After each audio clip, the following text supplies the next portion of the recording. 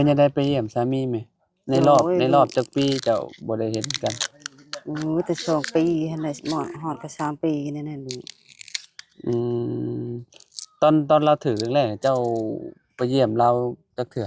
เทื่อเดียวแม่ไปหั่นก็ก็แล้วคือแบบเพิ่นจับนี่เพิ่นก็ส่งไปอยู่สวรรค์เลยบ่แนวโดนั้นน่ะยก็แม่นหั่นแหละอยู่นั่นหั่นแหละอืนี่มก็ว่าเขาตัดชีดแล้วนะ5 ปี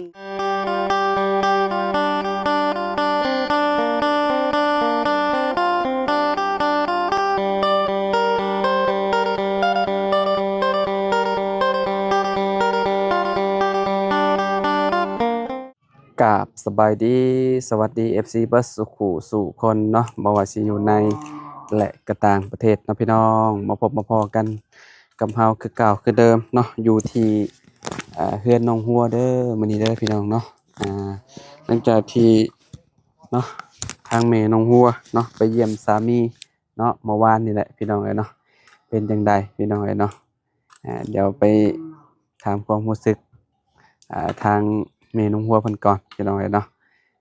เพราะว่าเพิ่นก็บ่ได้เจอกันก็ค่อนข้างสิโดนพอสมควรอยู่เนาะเมื่อวานนี้เดินทางบ่ฮู้ว่าเพิ่นฮอดจักโมงเนาะอ่ะไปพบไปพ้อกันกับแม่เพิ่นเลยพี่น้องเนาะมื้อนี้โอ้เรามีเมนูอีกได้พี่น้องเอ้ยเนาะเป็นเมนูหยังไปเบิ่งไปชมพร้อมกันพี่น้องโดยพี่น้องเอ้ยเนาะว้าแกงหน่อไม้ตัวมื้อนี้เนาะอ่า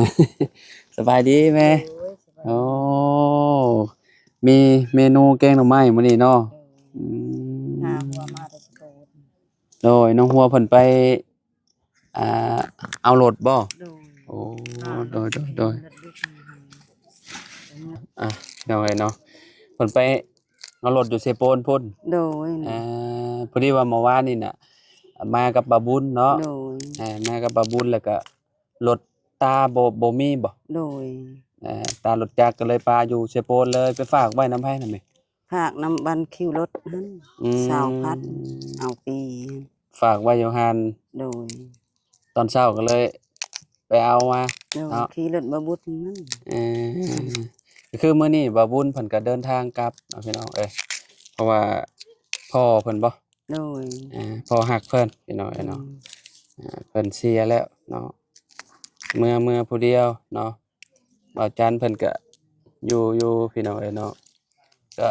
บ่ฮู้ว่ามื้อใดแหละเพิ่นสิขึ้นมาอีกก็ได้ยินคร่าวๆว่าไว้ว่าประมาณวันอาทิตย์บ่สิขึ้นมาใหม่เนาะ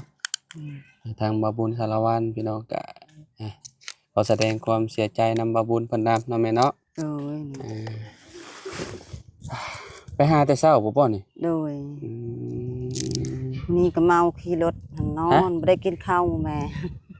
จะเมารถบ่โดยโอ้ข้าวมันจะได้อยากกินมันจนเวียนหัวอืม หัวกระแตกมันบ่ได้กินข้าวเลยแล้วก็โลกมันกินข้าวแล้ว จะเมารถอันรถโดยสารหรือว่ารถบ่บุญ บ่บุญให้ เนาะคนเมารถเนาะโดเฮ็ดยถึงว่าเอ๊ะรถสิบ่มินบ่หยังกับเมาอะไรพี่น้องคันว่าคนเมาน่ะเนาะแม่เนาะโดย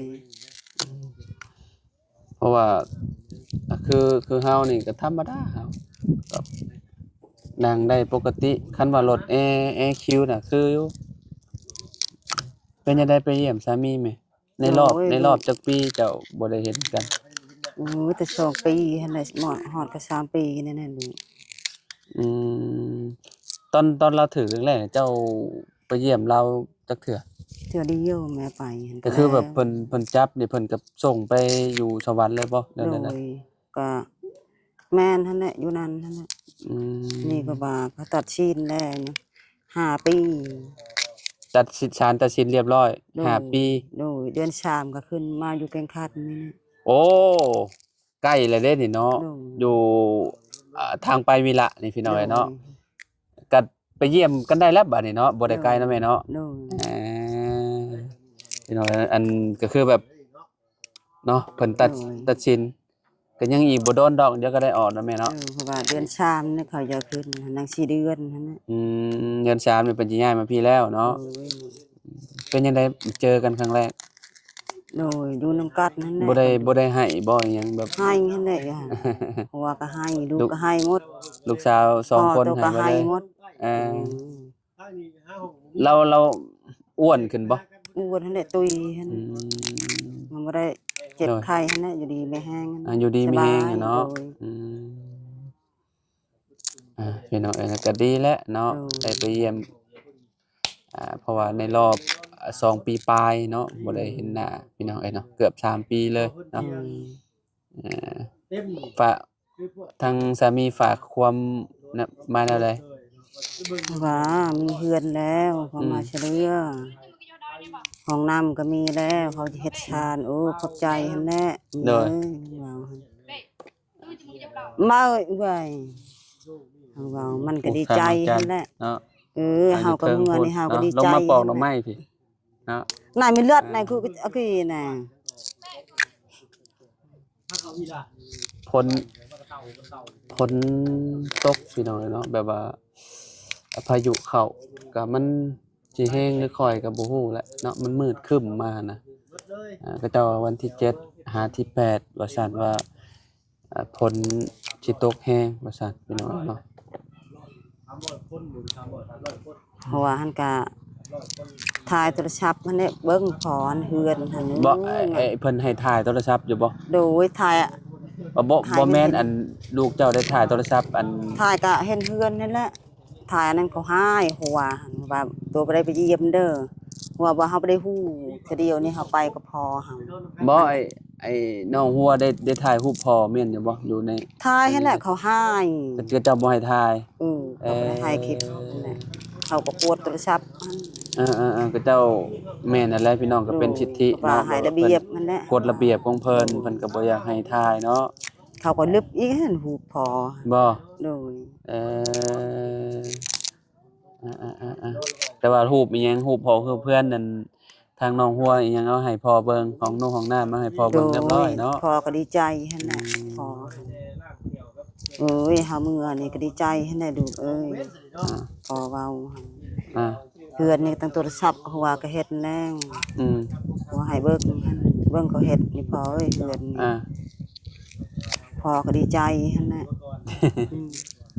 อ่าเราก็บ่คิดเนาะว่าอันสิได้เฮือนหลังงามๆเนาะแม่เนาะ โดย ทางน้องหัวพี่น้องเนาะเมื่อวานนี่ก็คือที่ว่าไว้ในคลิปนั่นแหละเนาะ โด ว่าย สิเดินทางไปเยี่ยมพ่อเมื่อวานนี่จุมบ่าวจันทร์กับบ่าวบุญก็ไปเนาะเมื่อวานเนาะ โดยไปเยี่ยมพ่อเอาจัดนั่นแหละหัว บ่าวจันทร์แล้วก็ไปเยี่ยมพ่อแล้ว โดย พี่น้องเนาะพอดีก็เจอกันอยู่พุ่น โดยเฮาก็เยี่ยมก่อน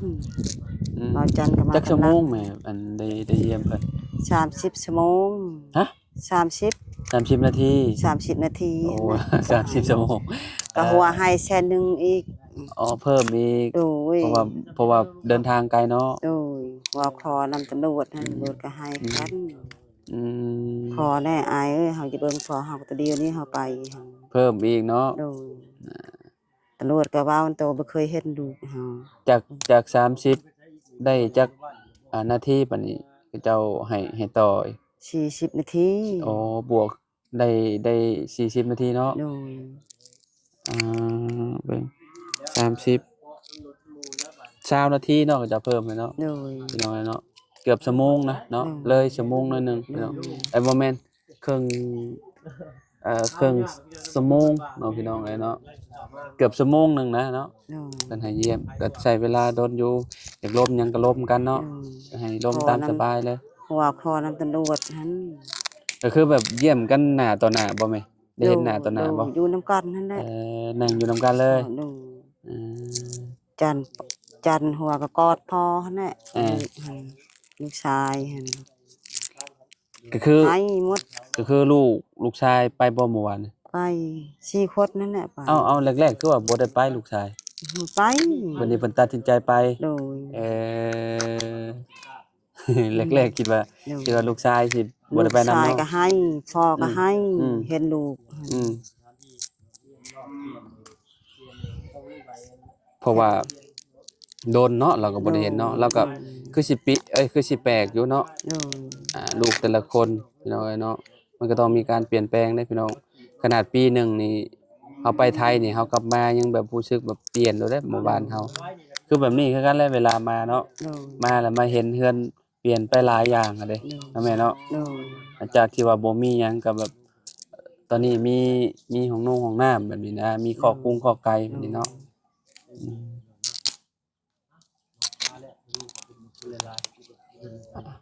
ต้นไม้อ่อนๆเลยเนาะโดย ครับ แกงมันกินกันนึงไปหา ได้หยังไป เช้ ฝากลาวมาวัน ข้าวสาร อืม กะกล้วย กล้วย โดย อ่าได้กล้วยได้ข้าวสาร โดยกล้วยกะคอกล้วยน้องเช้า อืม พอแล้วแหละให้ ถ้าเป็น งาน น้ำมงน้ำไม้ก็ต้องเฮ็ดสำเร็จรูปไปให้กินเนาะแบบว่าต้มให้มันสุกแบบนี้เนาะแม่เนาะ โดย อ่า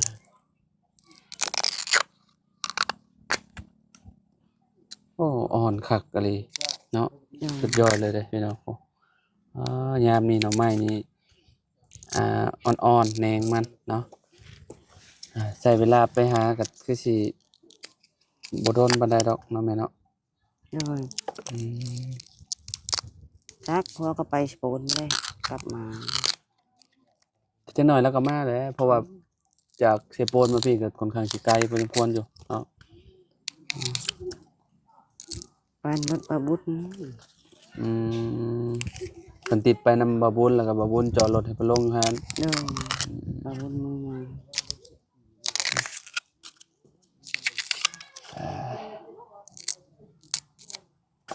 อ่อนๆเนาะ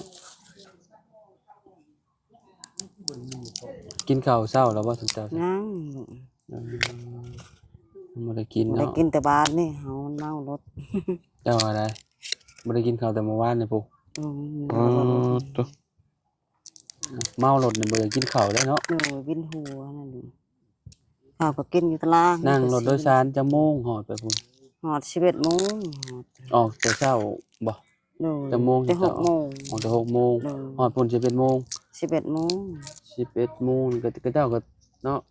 โดย จอดเอาคนคือว่าแหล้วเนาะ โดย อย่ารถโดยสารบ่แม่นรถส่วนตัวพี่น้องเอ้ยเนาะฮอดบ้านบ้านนั้นบ้านนี้ก็คือว่าแบบถ้ามีคนโบกเขาเจ้าก็ต้องจอดรับบางทีเขาเจ้าก็เอาเครื่องเอาหยังนั่นแหละค่ารถแพงบ่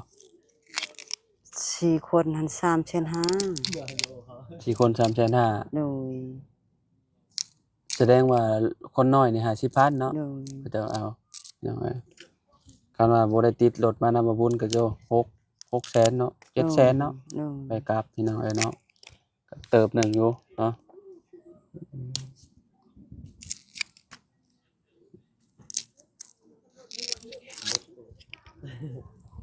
ลูกป้าอุ่นเอาจันก็ซื้ออยู่หานสนูเฮาก็บ่ได้กินแม่กินน้อยเดียวแล้ว นี่กินปิ้งไก่เชโน่บ่ไปแวะกินบ่ โดยกับเมียบักวุฒินั่นแหละครับ คือเห็นเจ้าแวะไปเฮือนบ่บุญบ่ โดย อ่าเป็นจังไดแตกต่างกันบ่แม่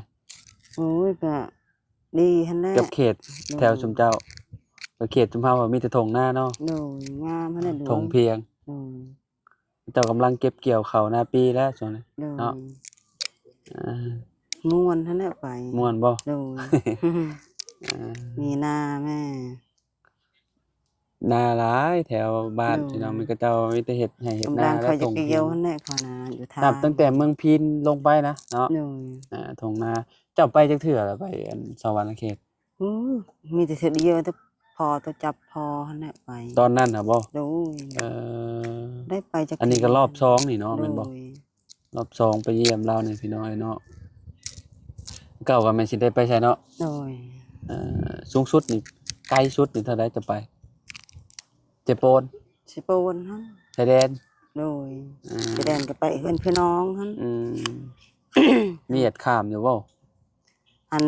พี่น้องใครเจ็บมันก็ไปบ่ได้สบายหั่นบ่ได้สบายของแม่ก็บ่เคยไปใช้แม่อยู่เฮือน อ่า ไม่เคยไปใช้แม่ เอ่อคิดว่าเคยไปเฮ็ดเวียกเฮ็ดอันน่ะอยู่แถวสวรรค์นี่ยังบ่ได้เคยไปบ่ตอนเป็นวัยรุ่น ดูเคยไปหั่นน่ะ อืม แล้วก็สิโปนนี่ก็แม่บ่ได้ไป โอ้ อืม ส ส่วนใหญ่ก็มีแต่เห็นแต่แบบนี้แหละพี่น้องแบบว่าเพิ่นเนาะบางคนก็บ่ได้ค่อยได้ออกจากบ้านอยู่แต่บ้านแต่ซองแบบนี้นะพี่น้อง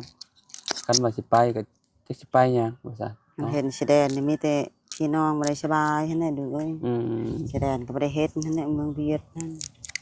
สะโปนแห่งกระแตกสวัสดิ์แห่งกระแตกเอ้ยบ่ได้ไปไสเฮาก็อยู่เฮือน โดยก็บัดเพิ่นส่งมาไปแล้วจังสิได้ไปเยี่ยมอยู่บ้านอยู่แก่งคันใหม่เนาะแม่เนาะ โดย เพราะว่าอันนี้ขี่รถสามารถขี่รถจักรไปได้เลยพี่น้องเอ้ยเนาะแบบ อืม ทางเขาวิระเฮาก็เคยไปอยู่ไปเมืองวิระแล้วมันมีบ่อนห้องอีหยังบ่อนคุมขังเนาะพี่น้องเอ้ยเนาะบ่อนศูนย์ดัดช้างเนาะก็สิเต็มอยู่หั่นแหละพี่น้องเพิ่นก็ส่งมาพี่เนาะ แข่งขันกับแม่บ่ได้เฮ็ดแข่งขัน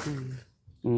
ม ไปมีแต่ เฮาบ่ได้ไป กับ เฮาบ่ได้มีหยังไปเฮาก็บ่เห็นแหละเนาะ โน่น บ่ได้ไปหยังแต่ว่าเฮาไปอันนั้นอันนี้เห็นอยู่ ไปมีแต่ลูกพาไปหั่นแหละไปนำลูกนั่นแหละ มื้อนี้ก็สิกินข้าวได้แล้วเนาะ อืม เมื่อวานยังเมารถเราอะเอ นี่ อ จันทร์หนึงข้าวก็ชุบแล้วแกงหน่อไม้อีก อืมแกงหน่อไม้แซ่บๆเนาะ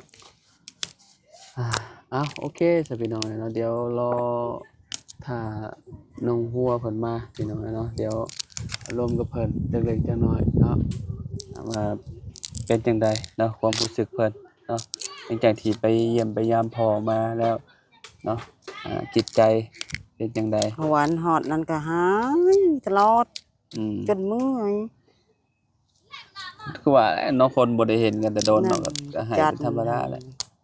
บ่ว่าไผแหละแม่เอ้ย กระโดดกระเบิกหั่น อืม ลูกให้ก็ว่าหันจะเยี่ยมต่อก็ให้ยังเส้นหนึงหั่นเว้ากระโดดเว้า โดยโอเคจ้ะแม่เนาะเดี๋ยวจังว่ากันใหม่เด้อแม่เด้อ โดย